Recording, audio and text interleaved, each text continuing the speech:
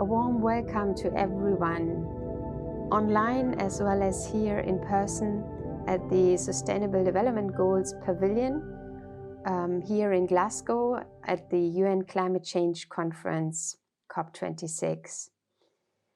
I'm Carolin Fraude and I represent the Brahma Kumaris, who are the organizers of this event. And I'm also with the Institute for Advanced Sustainability Studies in Potsdam, Germany. The topic of our event today is feminine and indigenous leadership towards a sustainable world. And I have the privilege to moderate this session with 5 amazing women who will share and contribute from their specific perspectives. We have a representative from an indigenous culture. We have representative from science, anthropology, from a spiritual background, and a more political science perspective. And the way I like to understand our time together here today is that we create a space of collective exploration on the topic. So where do we want to get? We want to reach a sustainable world. But how do we get there? What kind of leadership do we need for ourselves and our communities?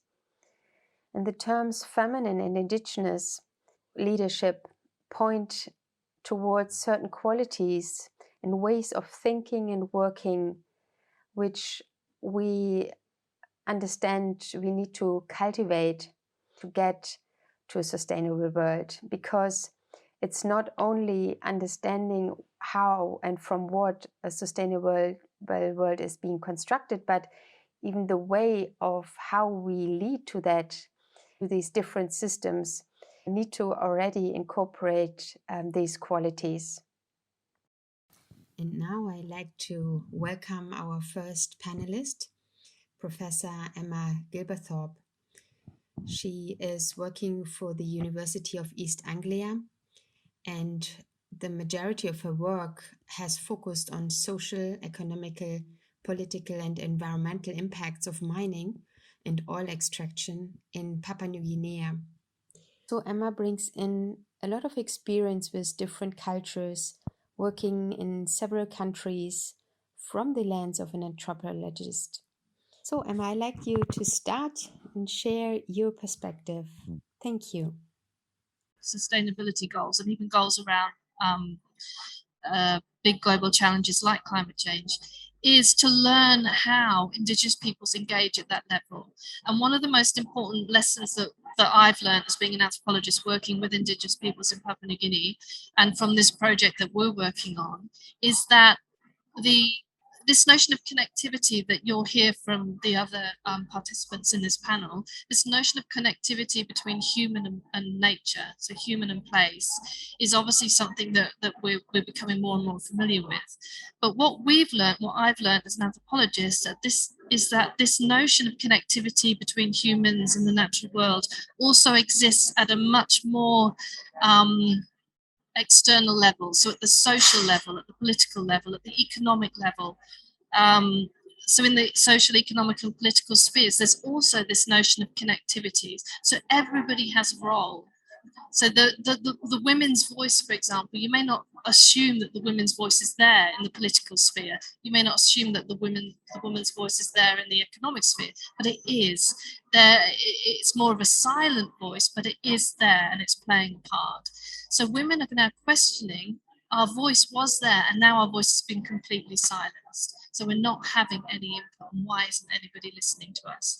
So I think that I'll pass on in a sec, but that for now is the most important thing that I wanted to say, is that this notion of connectivity exists at so many levels beyond just the human nature type of existence. Thank you so much, and thank you for also making the connection to the prevailing culture and how that is perceived by the Indigenous peoples in Papua New Guinea. I'd like to pass on to Archana. Archana Soreng Soreng is an environmentalist, and herself coming from an indigenous tribe, the Karya tribe in India. And she's also a youth representative for about climate change and appointed by the Secretary General. And we would like to hear from her personal experience growing up in an indigenous environment, how she experiences the natural way of life with the environment, and how that can be helpful for the transition towards a sustainable world.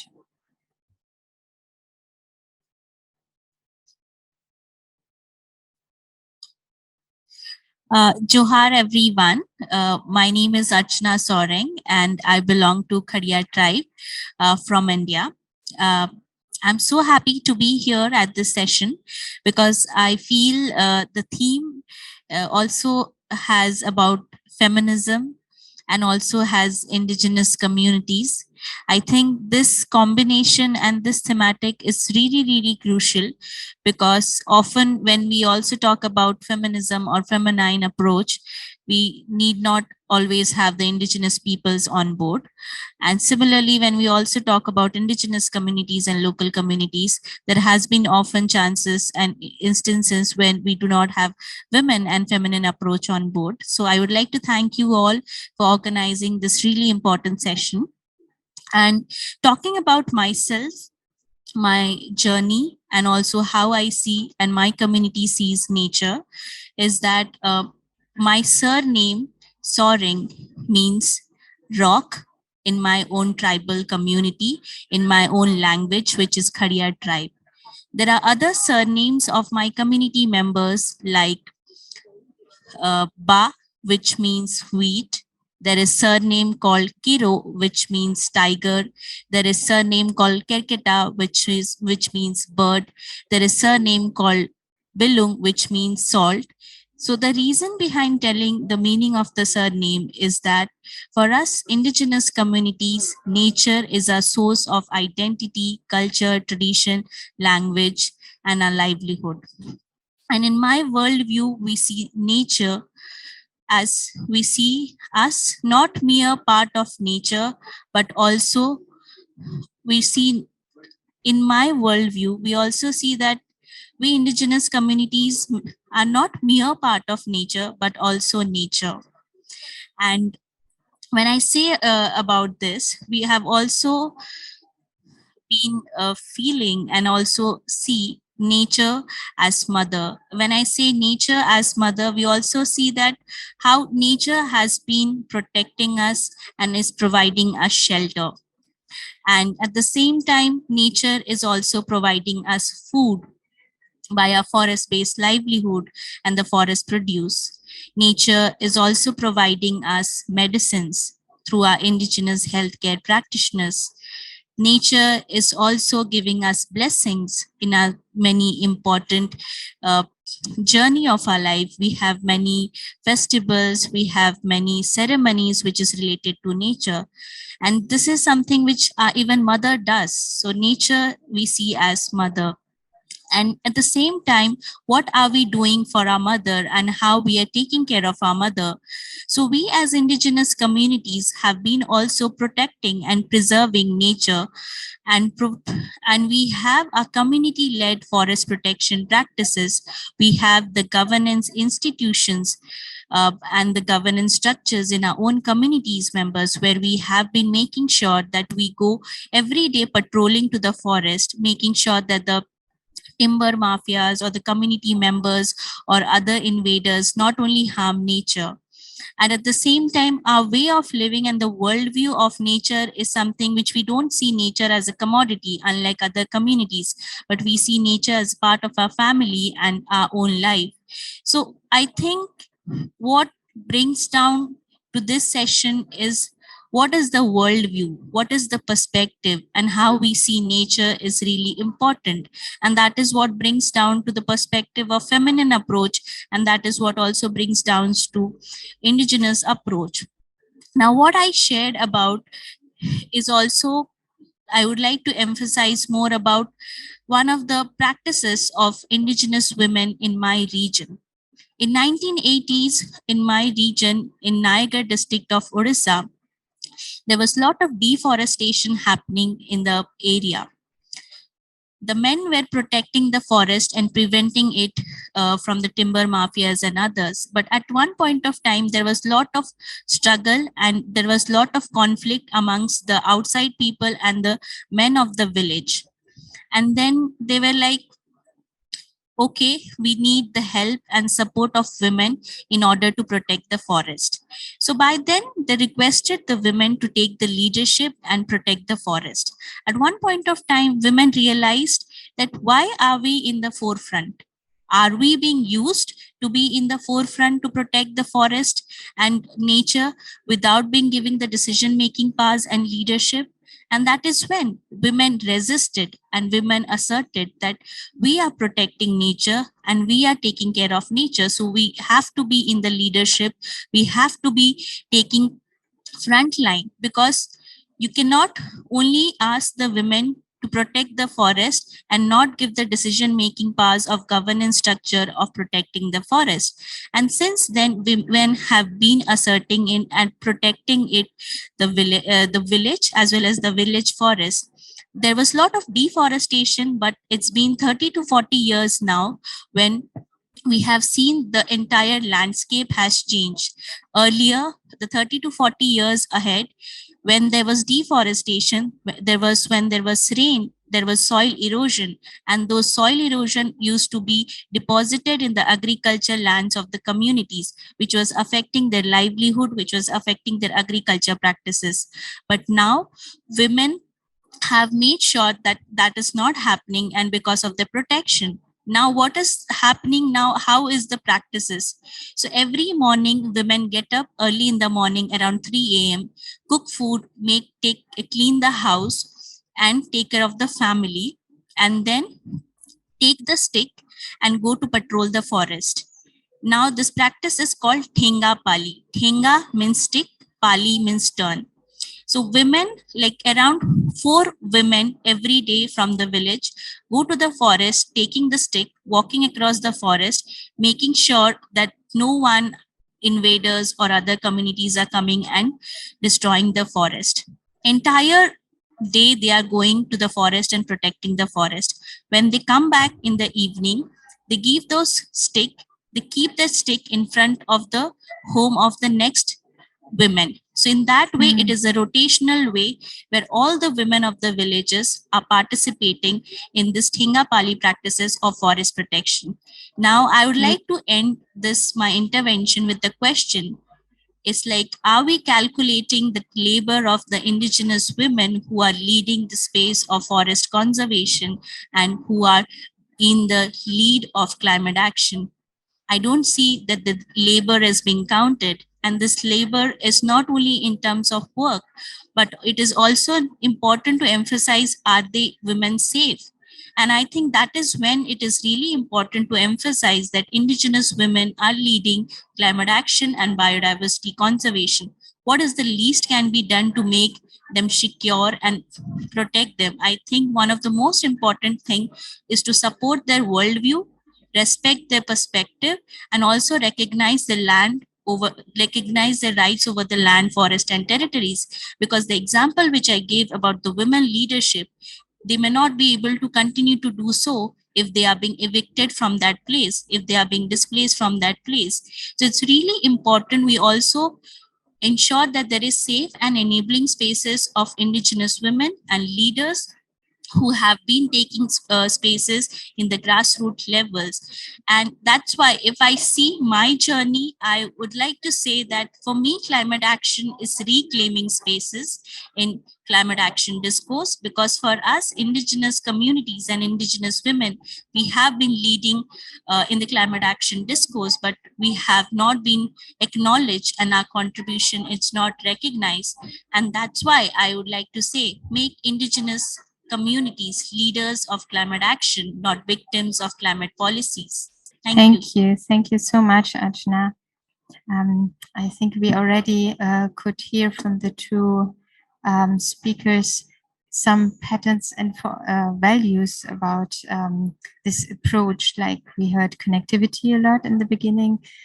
We heard the caring and protection very naturally for the environment, for the forest, which gives them shelter and protection. Thank you so much. I'd like to hand over to Sister Jayanti. Sister Jayanti is the additional administrative head of the Brahma Kumaris and also our main representative to the United Nations of the Brahma Kumaris.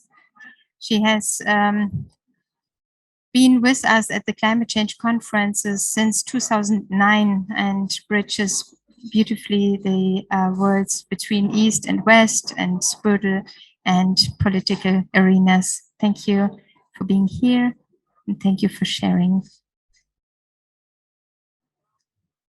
Thank you, Carolin. Can you hear me? Yes. Oh, okay. It's an interesting combination of the feminist perspective and the indigenous perspective and leadership, three very important areas in terms of a world that is already going through a huge transition and hopefully will be transitioning to a place which is a brighter future for everyone. I've been hearing about human rights, and indigenous rights is a very important factor, but I've also been hearing how human rights and climate justice are absolutely, totally connected. And so within that, of course, women's rights are playing a major, major part. And the story that I want to share is of the birth of our spiritual organization in a place called Hyderabad, which is today in Pakistan. And women's role at that time was very much that of secondary citizens.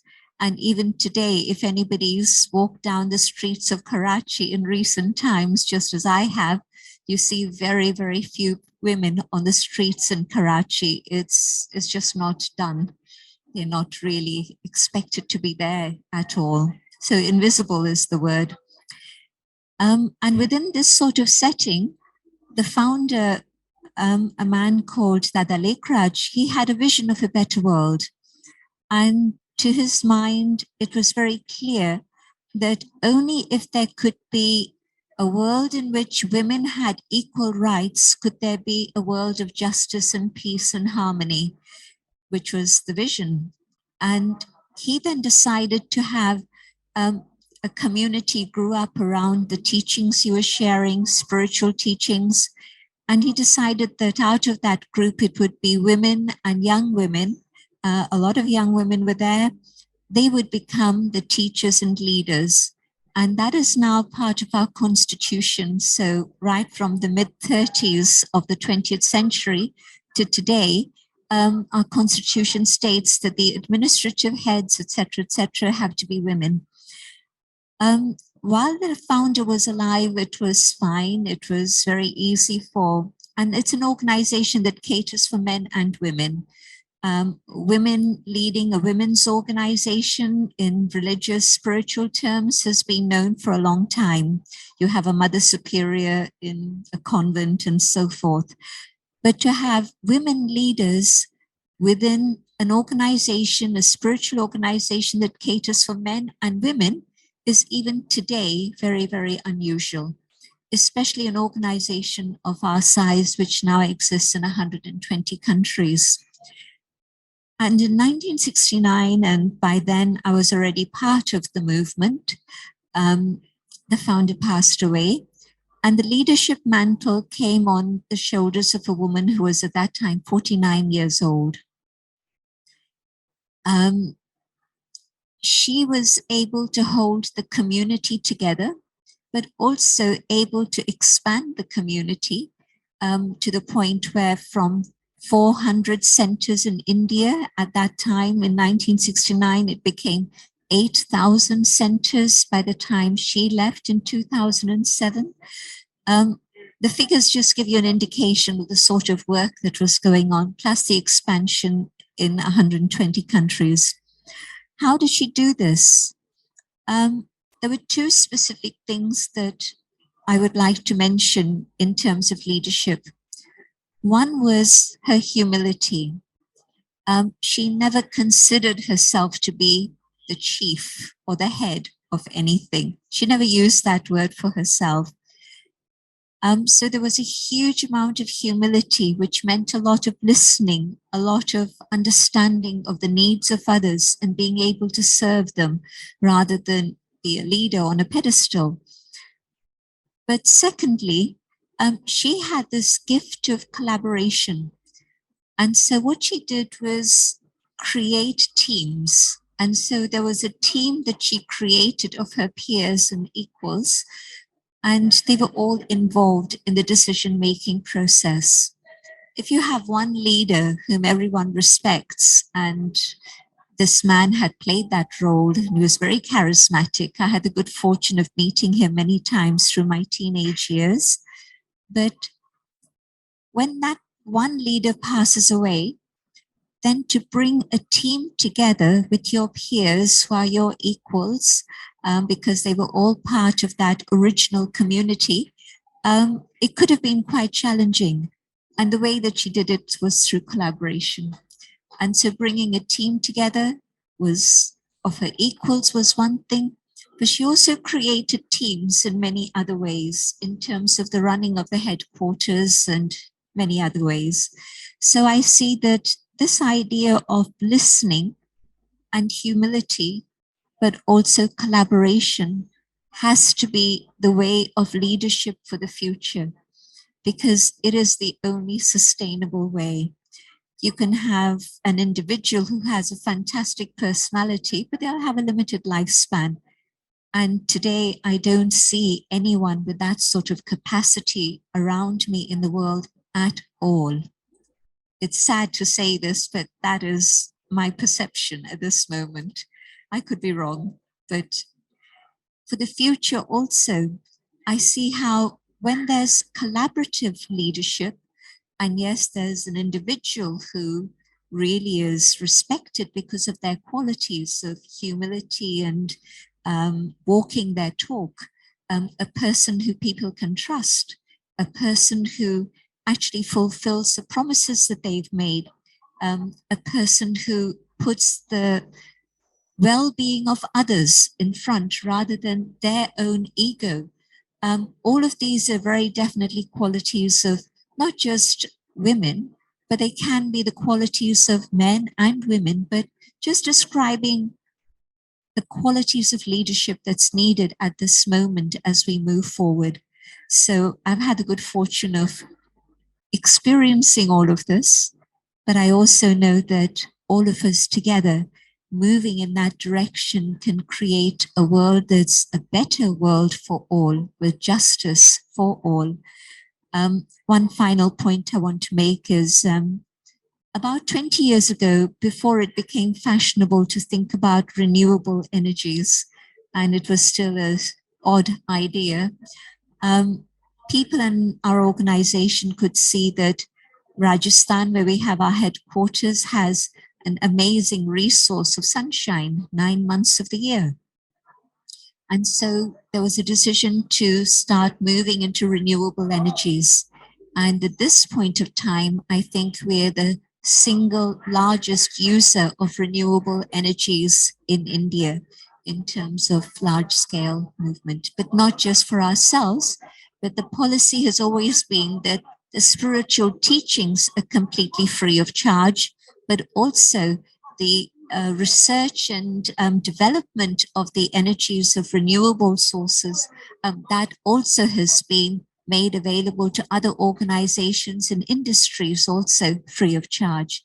That was done with also the support of UNDP, who we were working with for about 3 years. So collaboration is the key word, and humility is the other key word. Thank you very much, Sister Jayanti. I think we can already pinpoint a number of virtues and qualities, maybe humility, the ability to listen, to understand the needs of others, collaboration, building teams. So much we can get from this example. Thank you. I'd like to now introduce Azna Azza Dirar.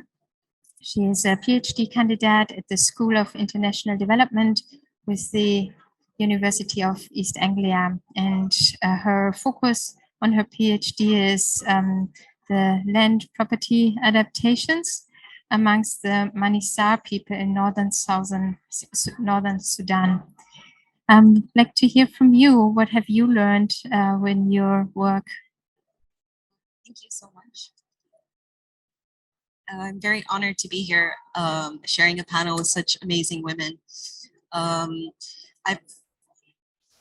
So as Carolin introduced, I'm a PhD student doing research on land, being a tribe in northern Sudan who have been displaced from their land because of a dam, a hydropower dam that was built.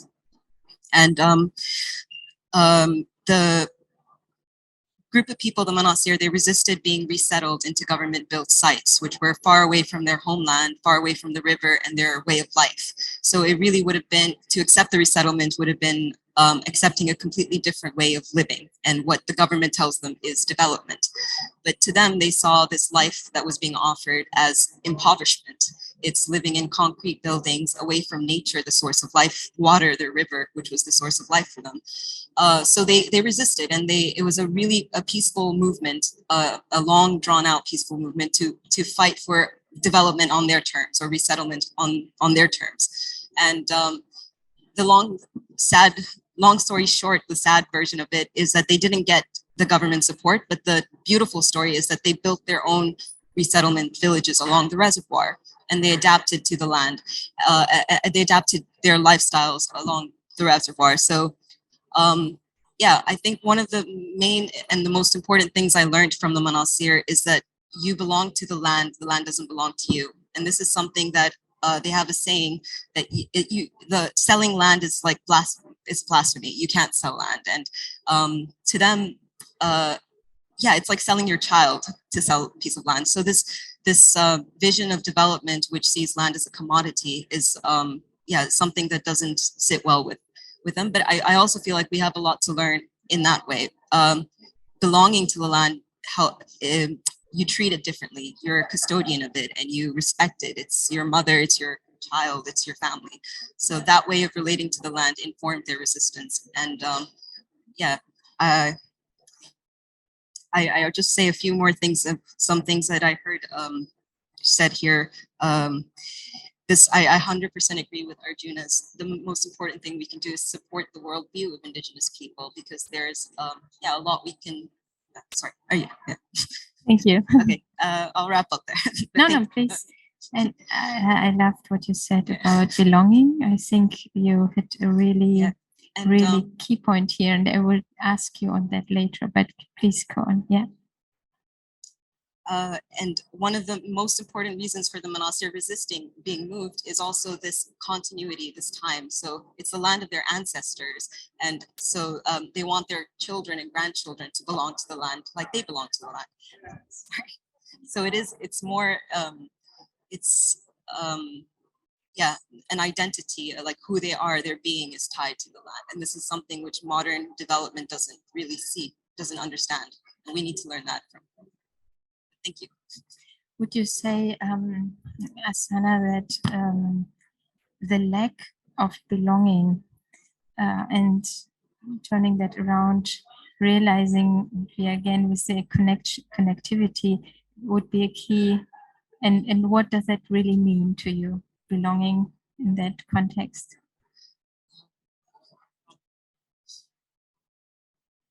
It's a timeless sense of belonging. It's a tie to your great grandfathers, which is something so important.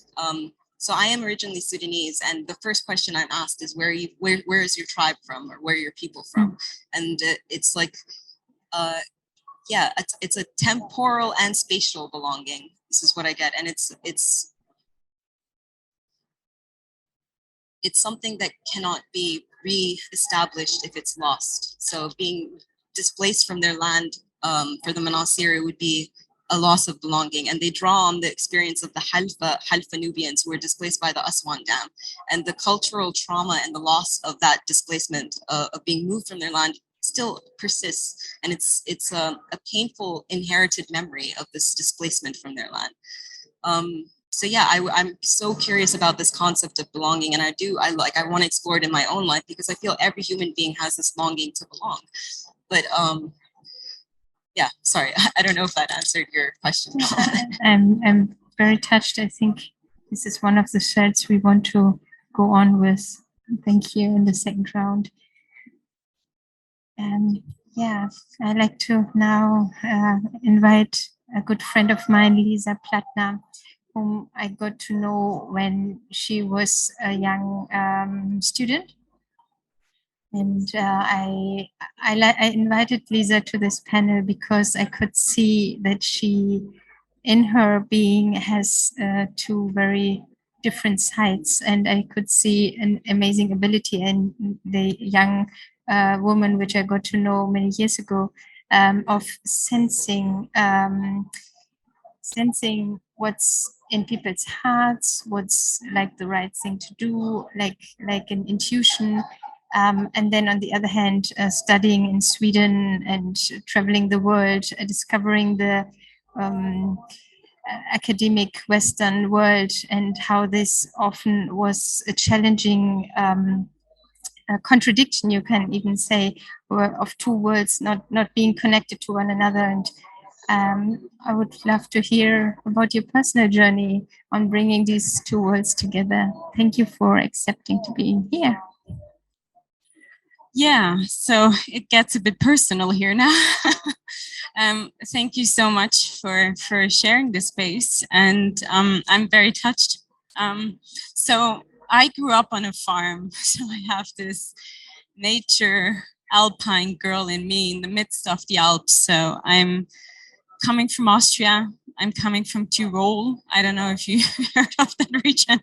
We have a lot of high mountains, less space, lots of agriculture, but we also consider ourselves be part of the West in that sense. We have a high established economy. It's a welfare state. We have very strong social aspects and so on. So I'm very grateful that I grew up there and could have the chance. I really say this now very, very clear. I could have the chance to do what I want with my life without any restrictions, without any intolerance, without any injustice. I just could do every day what I like to do.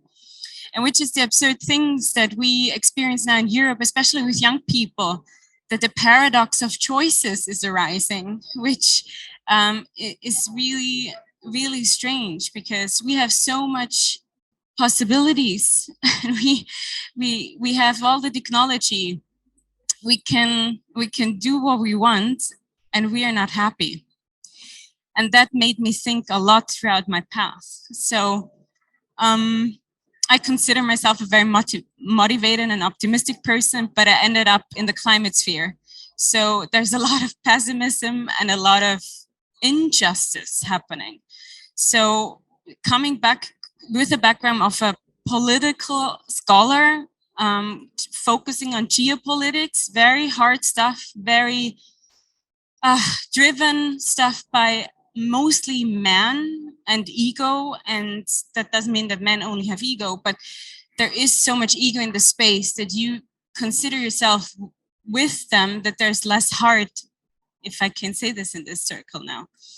So for me, it was very strange to have this very natural uprising with the cows, the pigs, and the dogs and the bees, being very sensitive to my surrounding, and then ending up in the sphere. But it was all, as said before, my decision.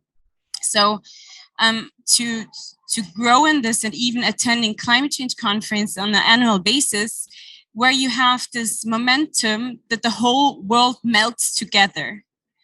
All countries meet to face one challenge. We know all that some people don't see that's the challenge of the century, but I would say that most of us know things have to change. We need to transform.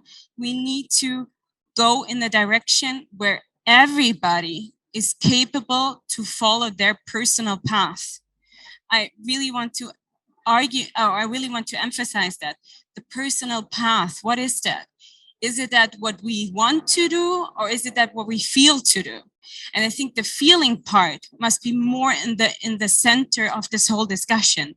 So how was it for me to feel actually? Because growing up in a very strict school system with, don't get me wrong, I appreciate our chances, what we have in the West, but separating us from our natural environment by being over-schooled, over-treated with knowledge and input, and this input never comes to action because we study so long. I studied for 16 years, which was at that time more than half of my life. And I really challenge not only university, but the whole scientific community. Is this the path to go to solve our crisis in the outside right now? Is this what we want, to deal with silos and not or not even intergenerational, that comes afterward? But in that sense, I'm really very, I'm very challenging the system I grew up with, because I see that we don't have the solution for decades now, not at all. We are missing them on educational level, on even economy level, on health level, the whole package. So as we know, we have our friends from system change. The system is corrupt in that sense, but to go away now from all these framings where we know, to ourselves. And I just see so much hope as soon as I see a person who knows what she or he, or gender free in that sense, wants and commits to this unique life. We have, of course, some different approaches when it also comes to eternal life, when it comes to soul beings. But for the fact, we are all decided to be here right now. And we have to deal with everything right now, not tomorrow, not in the past, right now. So I think what I learned from the pace and the fastness of our society, of our economy, and from our daily life is to ask myself every day the question, is this what I am? Is this what I want to give the world? Is this what I want to see in the world? And I think that's quite challenging questions, but I said, and you must forgive me, this is the result of being too long in negotiations all the time. So we can question the word if this is healthy for us, right? So, but don't worry, it's also a very good method to get rid of a lot of pressure. So please forgive me and bear with me now. Yeah, I just see a very clear path for us all. And I consider all global South, global North, global East, and global West in respecting, so the respect for the feminine approach, the respect for the male approach, and the respect for all living individuals on this planet. I think there is the road to go, and how we do it, I think we all know it. We don't have to learn anymore. Thank you. Thank you, Lisa. Thank you for sharing from your heart and creating this feminine space here. Let's pause for a moment, just a few seconds. Let's go inside and let that sink inside.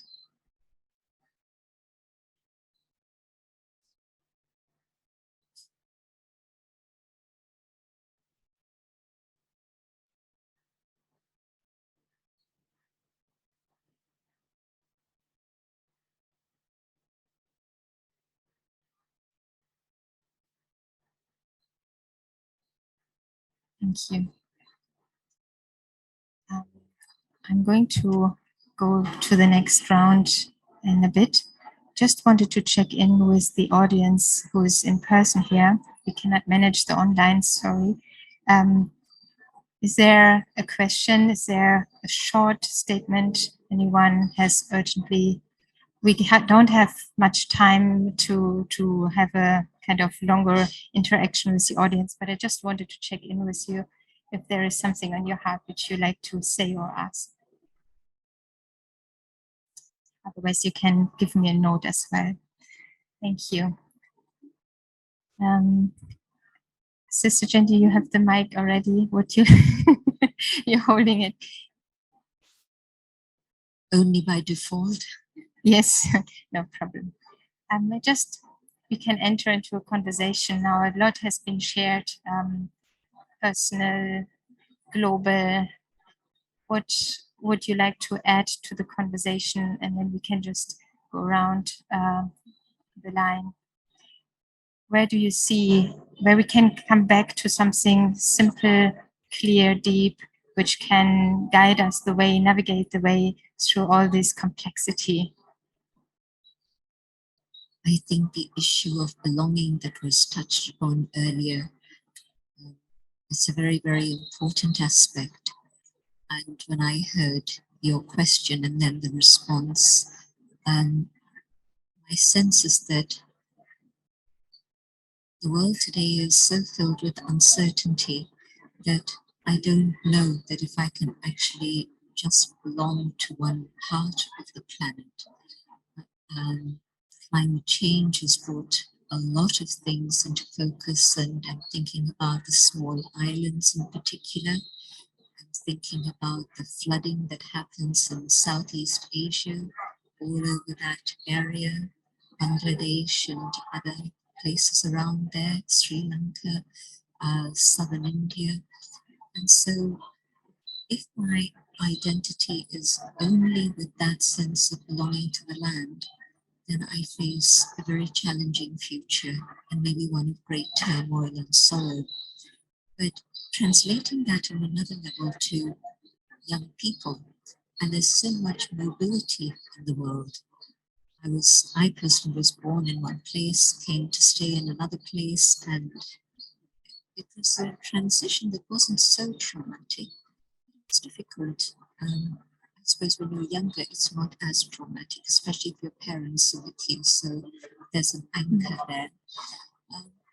But yet it was very different to be here rather than in India. And then traveling a lot in the last 40 years or so. But I'm thinking that what has given me a huge amount of sense of stability has been belonging to a spiritual family.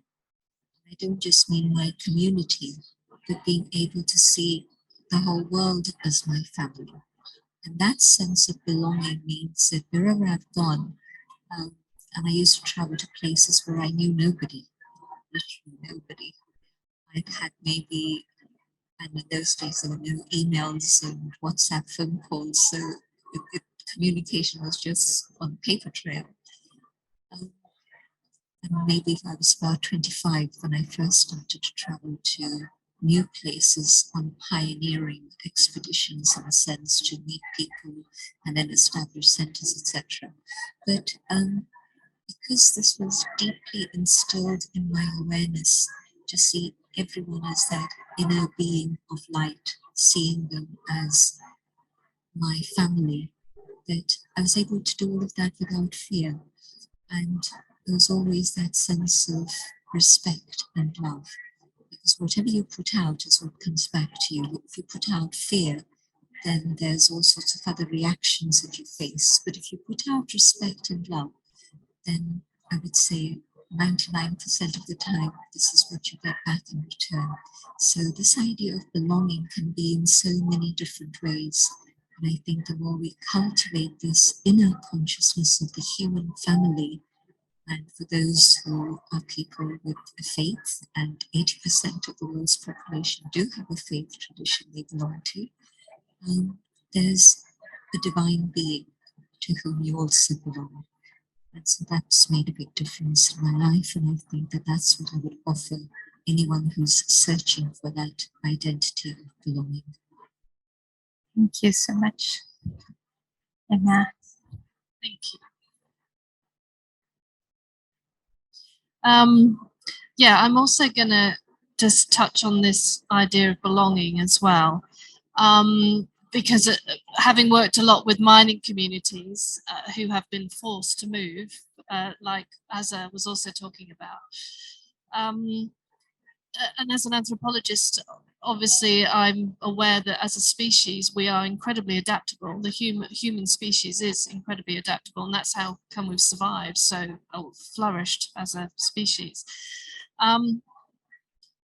But what's interesting about belonging to a place and being moved from one place to another, and this idea of belonging, is what it is that creates that belonging.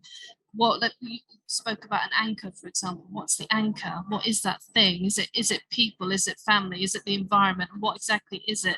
Azza spoke about this notion of family in terms of belonging. But there's one thing that I've learned from my friends in Papua New Guinea is that often the sense of belonging can also come from a promise, not just a promise, but a belief, I suppose, a belief. That's a better way of expressing it, a belief in something better, that there's something better. So people will move and get a sense of belonging for somewhere because there's something better there. You're going to something better. There's running water, there's fresh running water, or there's land that hasn't been exhausted so you can grow your vegetables, or whatever it may be. There's a sense of there's something better there. And just in relation to mining, you know, these big industries that create so much of the problems that have forced us into this conversation around climate change and forced this need for change. What a lot of these companies did in the early days, what a lot of the multinational companies did, not just in mining, across the so-called development sector, the agricultural and the manufacturing sector, is create this prize, almost this sense of there's something better. If you allow us to use your land to extract oil or to extract gold or whatever it may be, there's something better for you at the end of this rainbow, and this thing is called development. And these conversations I have with colleagues, friends in Papua New Guinea, is this idea of development, this thing that we can have, and it was promised to them. And it never materialized. After decades and decades, it never materialized. And now people are starting to say, well, now there's going to be consequences for the damage that you've done to our mountain. Not consequences to you, the multinational corporation, but to us, the indigenous peoples. We are now going to suffer the consequences of the damage that has been done because we allowed you to come in. We allowed you to take the gold. We allowed you to take the oil. And now we are going to suffer. So that promise has never materialized. There is no development here. Everything that you promised us is not here. And we now realize it never will be.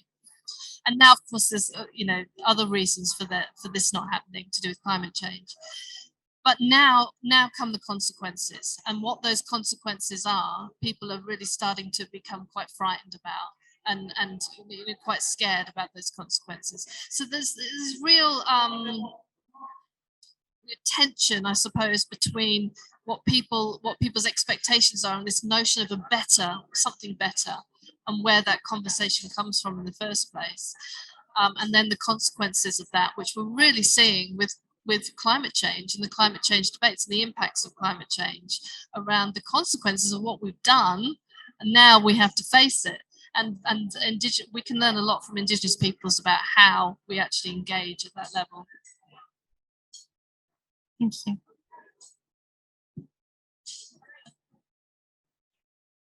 I wonder how we can make sure that we don't reproduce the same patterns, because it's easy to see it in the system now, especially facing the repercussions of what has been done over so many centuries. And I wonder how much we really have identified these patterns within ourselves and our own being and doing, so that we are not part of reproducing the damaging approaches and lifestyles and systems and so on. One of the things which motivated me or guided me to be in this climate action discourse was that when I was in my master's, pursuing master's in regulatory governance, we had a subject called environmental regulation. And I was surprised to see a lot of thematics on community-led forest protection practices, organic farming, sustainable agriculture, rainwater harvesting, a lot of things which my communities has been practicing, and a lot of things which I have seen while growing up. But I was also sad to see that these literatures were not written by indigenous people. Rather, the practices of indigenous communities was written by others. And it was written in a very glorious way, saying that, these are the solution for climate action, and this is what should be done and adopted, which also made me realize and reflect that how ironical all of this is. How is this the irony that when I grew up, only because of these traditional knowledge and practices, my identity, my language, I was made to feel inferior given the developmental worldview and paradigm. And now, after you are being realizing what it is about indigenous knowledge and practices, now you are saying that it is the solution. So which also brings down to tell that, how over the years indigenous communities have been made feel inferior and have been called savage, backward, because of the traditional knowledge and practices. And now they are being said that, your practices is good, you are leaders of conservation and all of those things. I think it's really crucial also to emphasize that how the injustice has been done, how the inferiorization has been done, how the imposition of worldview has been done. So now if you look for indigenous leadership, it is two battles to fight. One with your identity and culture and tradition, in order to embrace your roots, in order to be connected with your roots, as well as also take the legacy ahead of your indigenous communities, leaders, and practices. Which also, when I had this reflection, I also lost my father during that period, which also made me realize that our elders, our community members, our leaders will not be with us forever. And it is this generation of mine who need to go back to our elders, who need to learn the traditional knowledge and practices to go ahead. And in this entire discourse of decolonizing your thought process because you have been imposed in that format, uh, realizing your self-worth, identifying yourself, it takes a lot of courage to love yourself, to be happy with yourself, to support your own identity and who you are as a person. Because until and unless you break that barriers of colonization, you won't be able to do, or you won't be able to contribute towards climate action. And this I say as also for a person who has received education. I'm a second generation learner from my family, which also makes me to say that how the education system has been across the world and how important it is when we are talking about climate education to ensure that we have worldviews and perspective of indigenous communities incorporated. And we all have been talking about development, and I'm so happy that we are having this conversation because, taking ahead from my friend sitting right here, for me, it is really important to question development for whom, by whom, and for what. Uh, because I feel we do not want any development at the cost of my life, at the cost of my identity. Because as she was rightly saying that, they have been taking our land and are compensating us with money and jobs, which at many places are not being implemented. It is only in the papers. But I feel the entire the perspective itself is a flawed in our perspective, because if they give you money or if they give you job, both of them are not sustainable. Money will get over at one point of time, you will not be eligible for the job at one point of time. So what is sustainable is your land, what is sustainable is your forest, what is sustainable is your relationship with them. And that's why it should not come at the cost of our land and forest, because it has direct impact on our identity and our traditional knowledge and practices and language. And that's why I think as we go ahead, as we are discussing about what is sustainable feminine leadership, we need to advocate for a leadership which is willing to listen to the indigenous people and recognize the relationship with nature and forest, and not impose of development which is snatching away their land and forest and evicting from their land. And at the end, I also feel for me to be in this space, it's not 100, it's climate action is not a 100-meter race. It's a long run. It's a long run. Uh, that's what it is. It requires a lot of patience, because we have been working hard. There has been lots of emotional, mental, and physical breakdown because of the how the system is. And I completely agree that it's really important to push forward for system change, because sometimes it feels really sad that you're putting in all the effort as young people, as youth movement, and leaders are barely even mentioning the name of indigenous people and communities in their commitments and in the speeches, as if invisibilizing that indigenous people do not exist and not an important stakeholders, when on contrary report have been emphasizing that how crucial it is. So I think it's important for me, for us to protect ourselves, to stay alive. We may not be alive to see the fruit of our efforts, our advocacy, but we need to stay alive and be the long runner of this race.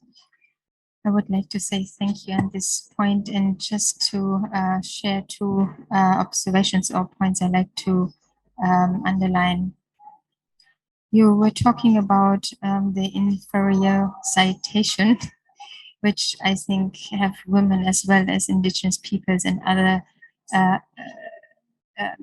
groups who were sidelined experienced. And now having to come back and realizing, well, where I've come from, this is now considered to be the wisdom. So I'm going back to where I came from, and having to decolonize my thoughts and all the influences which have been imposed on me, but actually brought me further away from my strengths. I think this is a key point which I would like to support here and ask the question, so what is it exactly where we have to come back to? Is it the inner voice? Is it something which is inside of us and naturally there? And this is what I think we can see with indigenous peoples. It's so natural to be in harmony and in connection with life and the rhythm of life and the laws of life, you can say. And having lost that, now we have to come back to that again.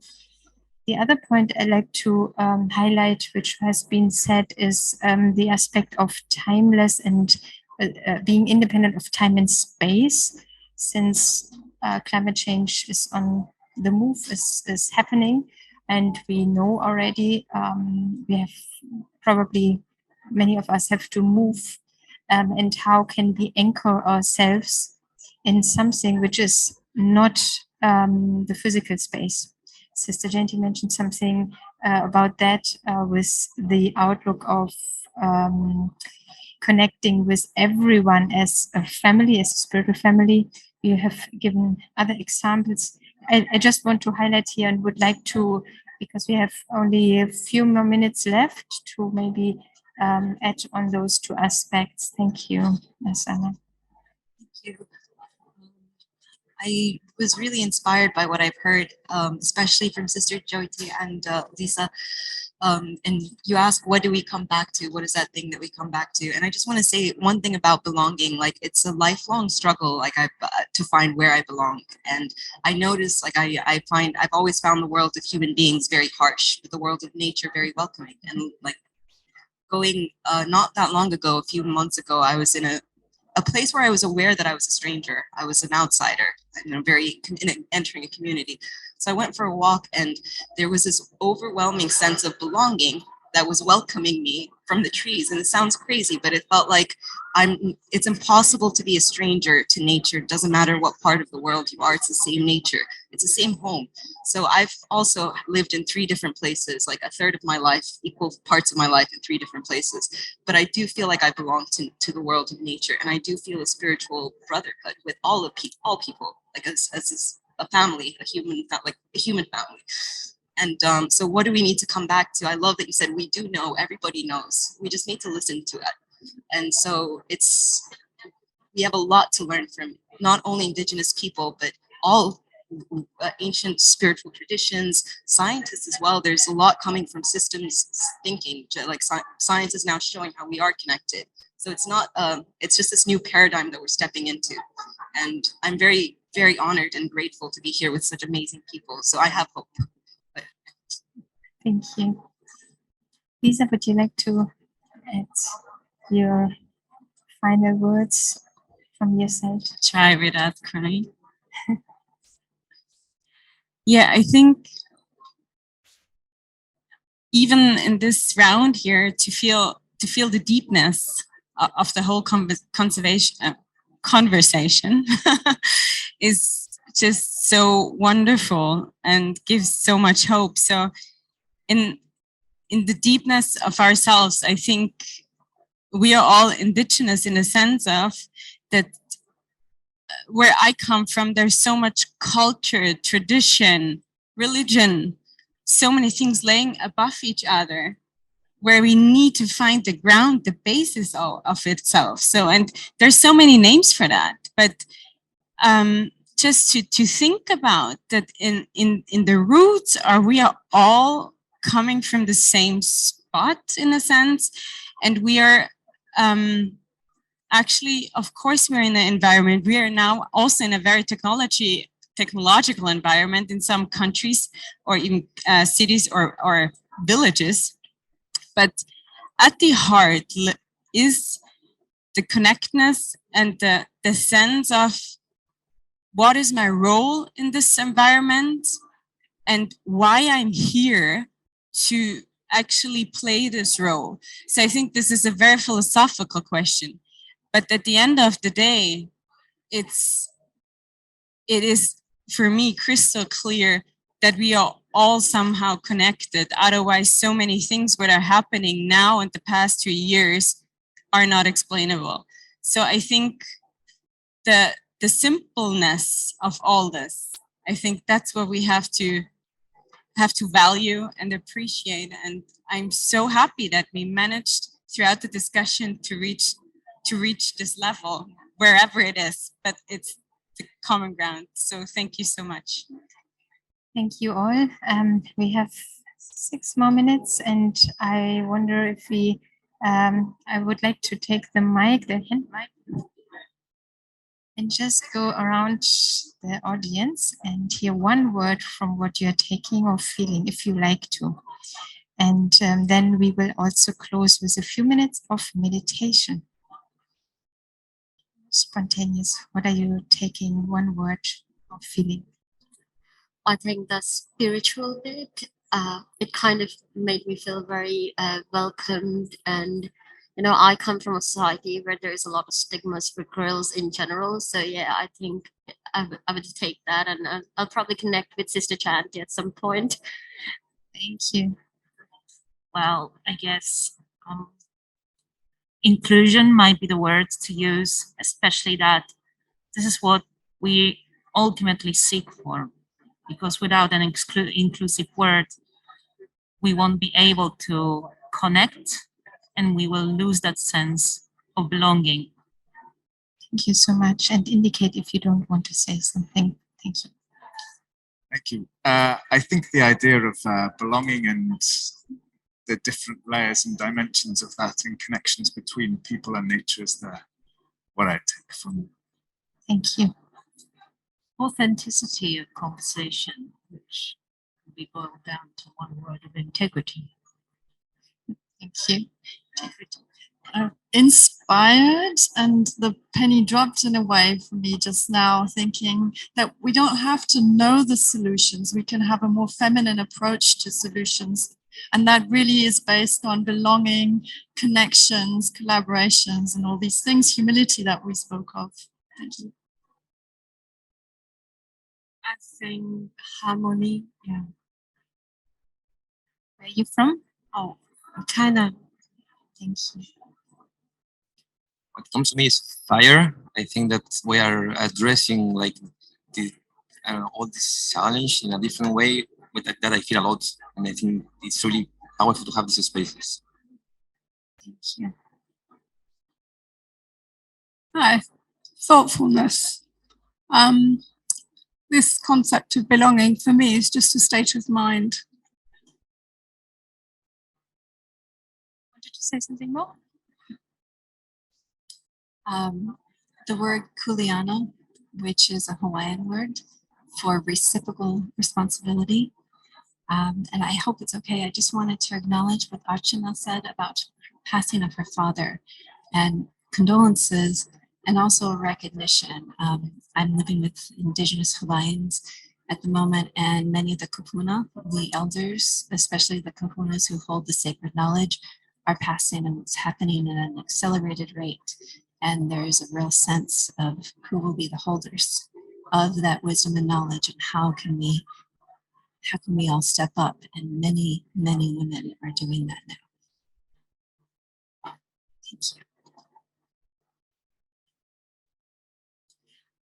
Collaboration and the belonging that arises from collaborating with clean hearts and clear aim. Thank you. Okay, let us hold the space a little bit more together. And I invite you all for a closing meditation, and I ask Sister Jayanti to share a few words for that. Thank you.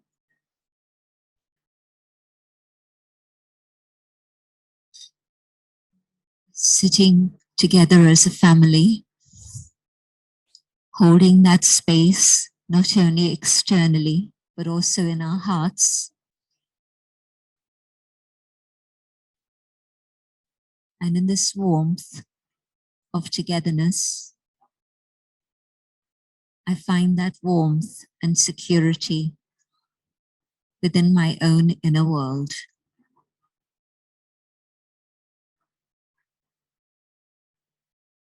And in this awareness of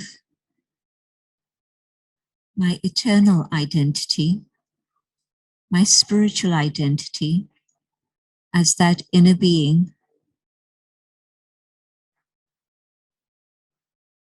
a sense of connectedness with each other, but also with all forms of life and the elements of nature itself.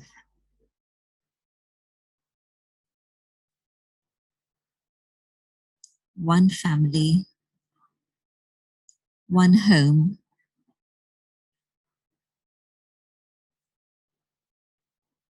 and a shared future of truth and beauty.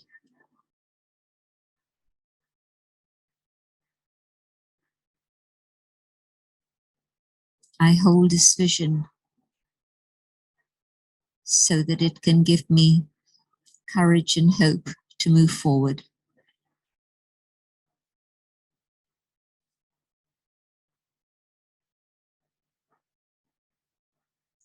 Thank you.